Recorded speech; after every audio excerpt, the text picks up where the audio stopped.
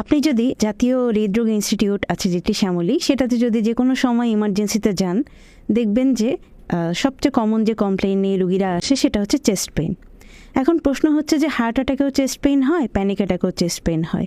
Panic attack, heart attack দুটাতেই patient ঘামতে থাকে, তারপরে বুক ধরফর করে, মনে হয় যে সে মারা যাবে। এখন তাহলে দুটার মধ্যে ডিফারেন্সিয়েট কীভাবে করব, সেটা নিয়ে আজকে আমাদের ভিডিও। প্রথমেই যদি কথা বলি সেটা হচ্ছে ডিউরেশন অফ সিমটম, অর্থাৎ কিনা সিমটমটা কতক্ষণ থাকে। সাধারণত প্যানিক অ্যাটাক আধা ঘন্টার বেশি কখনো থাকে না, কিন্তু হার্ট অ্যাটাকের যে বুকে ব্যথা সেটা কিন্তু আধা ঘন্টার বেশি চলতে থাকে। তারপর যদি বলি সিমটমের প্যাটার্ন, অর্থাৎ কিনা লক্ষণটা কীরকম হয়। বুকে ব্যথার ধরন, প্যানিক অ্যাটাকে যেটা হয় যে এক ধরনের একটা শার্প স্ট্যাবিং, মানে যেমন ছুরি মারছে এরকম একটা ব্যথা হয়।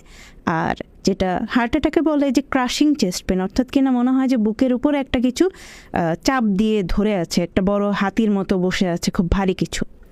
তারপর যদি বলি যে ব্যথাটার আর কি কি ধরন থাকতে পারে, মানে আর কি কি ব্যাপার হতে পারে, সেটা হচ্ছে যে আপনার বুকের ব্যথাটা হার্ট অ্যাটাকের ক্ষেত্রে উপরের দিকে রেডিয়েট করতে পারে, তারপরে হাতের ভিতরের দিকে রেডিয়েট করতে পারে, বাম হাতের। কিন্তু হচ্ছে প্যানিক অ্যাটাকের ক্ষেত্রে এরকম কিছু হবে না। প্যানিক অ্যাটাকের ক্ষেত্রে রোগী বলবে হাত ঝিমঝিম করে। এরপর যদি বলি হচ্ছে যে কোন জিনিসটা থেকে ব্যথাটা শুরু হতে পারে। প্যানিক অ্যাটাকের আগে যেটা হতে পারে যে কোনো একটা ইমোশনাল টার্মোয়েল, অর্থাৎ কিনা কোনো একটা স্ট্রেস বা কোনো মানসিক চাপ নিয়ে কেউ চিন্তা করছে, সেখান থেকে হঠাৎ করে প্যানিক অ্যাটাক শুরু হতে পারে। হার্ট অ্যাটাকের আগে অনেক সময় যেটা হয় যে একটা কোনো ভারী খাবার খেয়েছে বা কোনো এক্সারসাইজ করেছে, তারপরে হার্ট অ্যাটাকের ব্যথা শুরু হতে পারে। এরপর যদি আসি যে বয়স, সাধারণত 15-20 বছর বয়সের কোনো একটা ছেলে মেয়ে যদি বুকে ব্যথা নিয়ে আসে, আমরা তো অবশ্যই প্রথমে সাধারণত প্যানিক অ্যাটাক চিন্তা করি।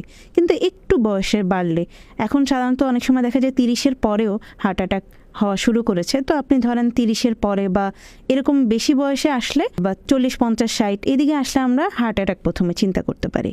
তারপর যদি বলি তার অন্যান্য রোগ, যার হার্ট অ্যাটাক তার দেখা যাবে যে ডায়াবেটিস, প্রেশার, তারপরে হচ্ছে চর্বির সমস্যা, এই ধরনের সমস্যা বেশি থাকতে পারে।